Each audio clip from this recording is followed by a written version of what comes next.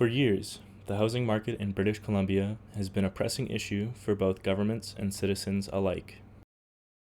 In the Capital Regional District, this issue has been compounded heavily, and the effects are now being felt throughout the region. In 2020, the government of British Columbia promised 114,000 affordable houses, yet now, nearing the beginning of 2022, under 3,000 of these houses have been built.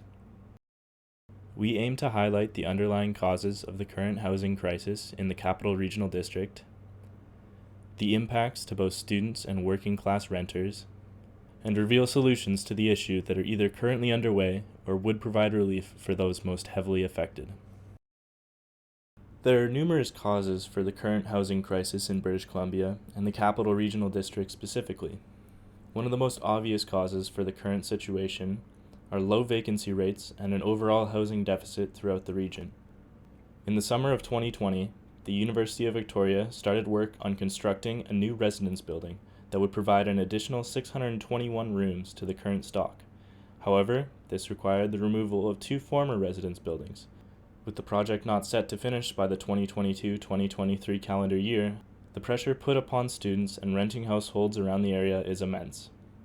Yet, while other universities have accounted for the needs of student housing in times of deficit, the University of Victoria has done nothing to accommodate students without housing. This reduction in on-site residents has had a large impact when paired with the overall low vacancy rate for housing around the Victoria region. Numerous large property management companies around Victoria have self-reported low vacancy rates throughout their own rental properties. In June of 2021, Devon Properties, a major property management company for Victoria, reported a vacancy rate of less than 1% throughout its own properties. Luke Mari, a local developer for Arise Developments, estimated similar vacancy rates in June.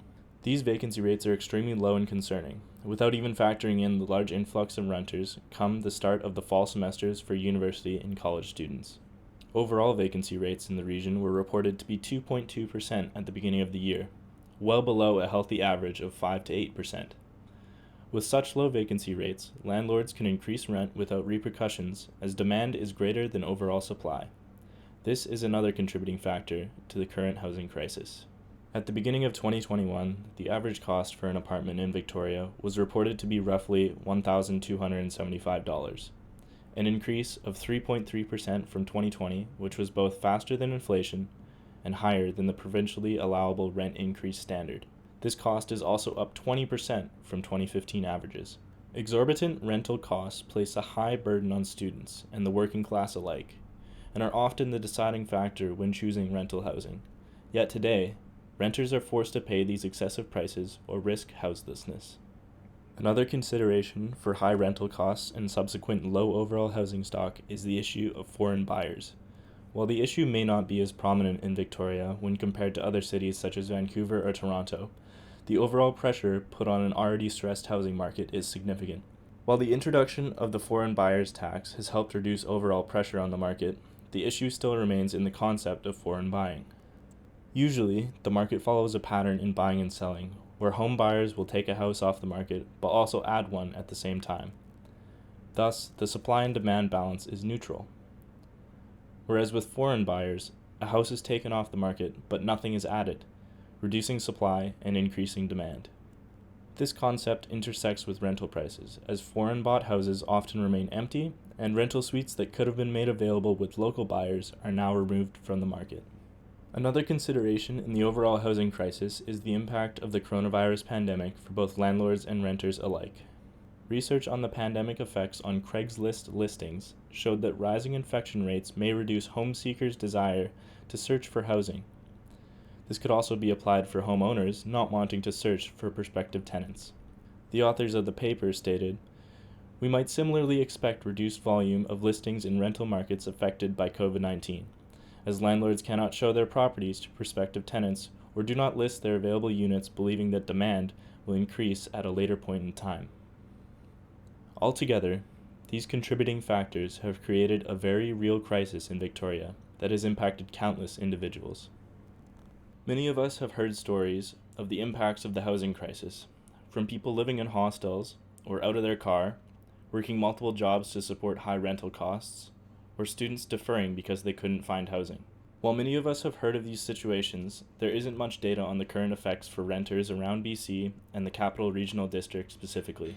To gauge some of the experiences and opinions of those most heavily affected by the situation, we sent out a simple questionnaire to various online rental groups and university forums.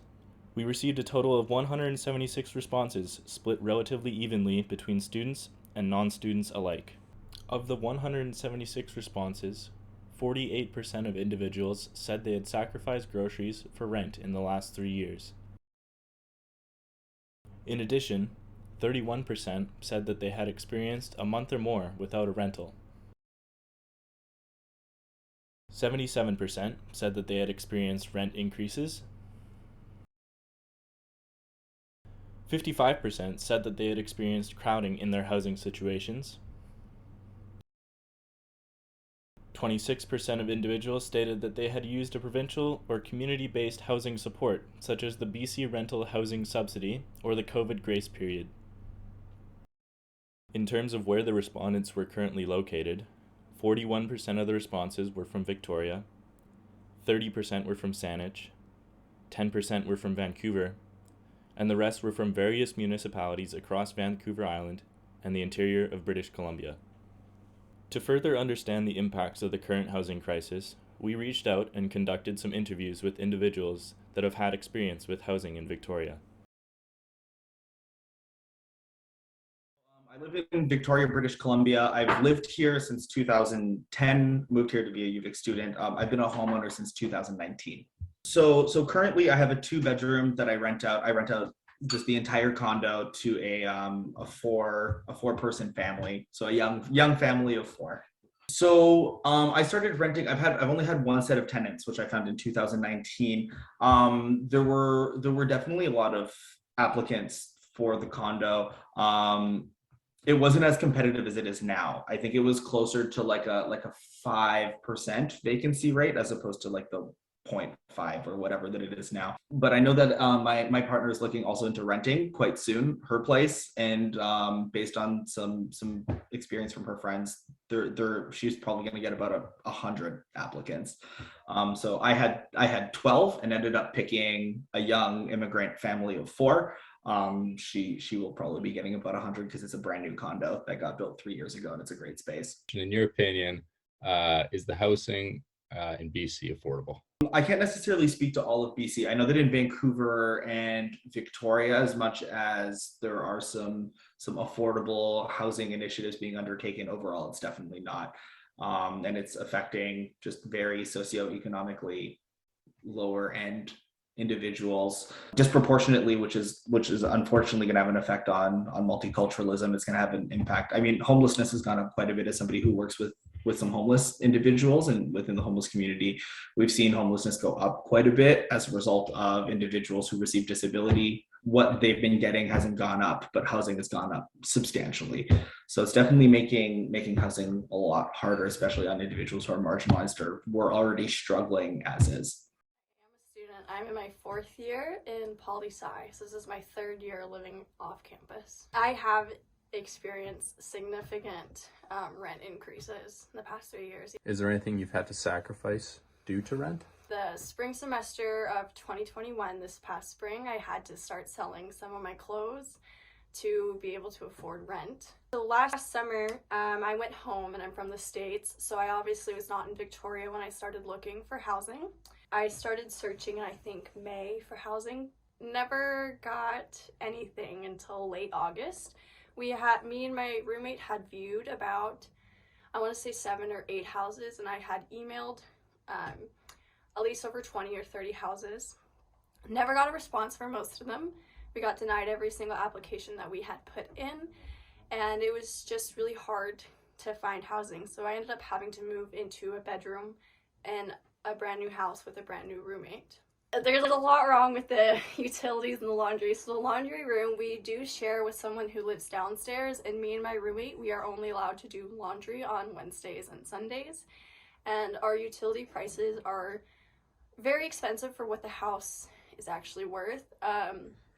I don't turn the heating on, and I also try to use as little as water as I possibly can, and electricity. So when I'm not home, I just turn absolutely everything off. And if I need to do laundry, then I'll take it to someone else's house, or I'll just skip laundry for a couple weeks. It is not affordable. I am on student loans, so I'm lucky to have that money to help pay for some rent, and I'm lucky to have a job to help pay for rent this year. And I'm also lucky that my parents do help me out with rent if I need it. But working a minimum wage job here, I still can't afford to live on my own fully. 94% of the responses from our questionnaire stated that the current housing situation in British Columbia is unaffordable. Thus, the question becomes, what solutions are there to solve this crisis that has affected the province and Victoria specifically for years? The housing crisis is a structural and systemic problem in the neoliberal climate of British Columbia. There are multiple causes of the problem that require multifaceted solutions to help people in all types of housing situations. A temporary solution for the current crisis is the use of rent banks. Rental banks provide temporary funding for people in urgent circumstances. Rent banks are not a long-term solution for the housing crisis, but are intended to help renters that need immediate support. According to the BC Rent Bank website, the purpose of the rent bank loan and/or housing grant is to assist low to moderate income individuals and families in maintaining safe and sustainable housing. One of the most obvious long-term solutions is to increase the number of affordable public houses in the province's urban areas, especially for low-income individuals and student populations. Public housing locations can be decided by the government, which makes it easier to cooperate with city development plans. This will also provide a more affordable option for first-time home buyers. At the same time, we can build smaller housing options for higher density living. This would not only be more affordable, but also space efficient, as the built environment within large cities does not allow for sprawling development options.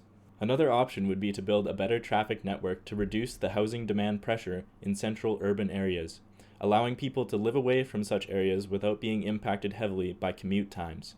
The implementation of efficient bus routes and railways would reduce traffic congestion in general, allowing for decentered living away from these urban centers. People moving away from central locations can also lower the land price in urban areas as the need for urban land is decreased. In our opinion, ensuring a fair and equitable livable wage for everyone in the province seems like a simple, straightforward, and encouraging way to address housing unaffordability in British Columbia. Minimum wages have not kept up with the increased cost of goods and services in BC.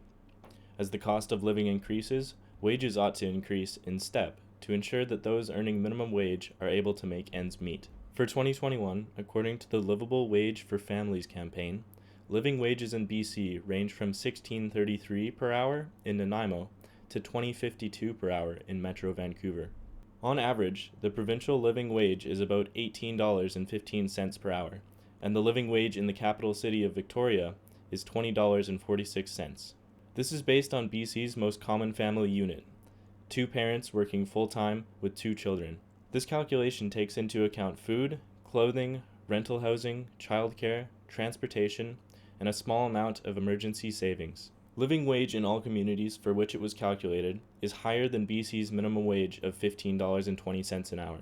This means that a number of families across BC earn less than a living wage and struggle to make ends meet with the rising costs of living, especially housing, says Anastasia French of Living Wage for Families BC. At the very least, minimum wage ought to meet the provincial livable wage average. That, however, would still leave many communities behind. To ensure that everyone is accounted for, minimum wage in the province ought to match the highest livable wage figure, which is $20.52 an hour for Metro Vancouver. Perhaps one of the most ambitious ways to address multiple hardships caused by neoliberalism is the concept of a universal basic income, or UBI. Ideally, a UBI scheme would provide every citizen with a flat rate monthly income, paid by the government to cover basic costs of living, including housing. The idea is that a UBI system would provide a stable baseline income for everyone, regardless of circumstances, and effectively replace government assistance programs such as welfare, employment insurance,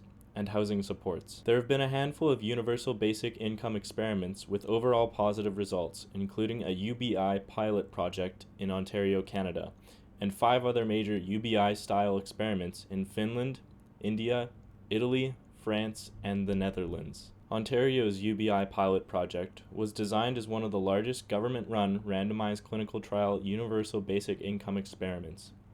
Participants in the UBI experiment were given a yearly basic income of approximately $17,000 for individuals and $24,000 for families, on the condition that they were to stop receiving other social support. While the experiment was taking place, the study's 400 participants reported greater housing stability, food security, healthcare maintenance, and the ability to focus on personal pursuits that improve their socioeconomic circumstances, such as entrepreneurialism and education. In the end, through these various suggested solutions, we would hope to see both mitigation of the causes and a reduction in impacts of the housing crisis, as outlined throughout this project.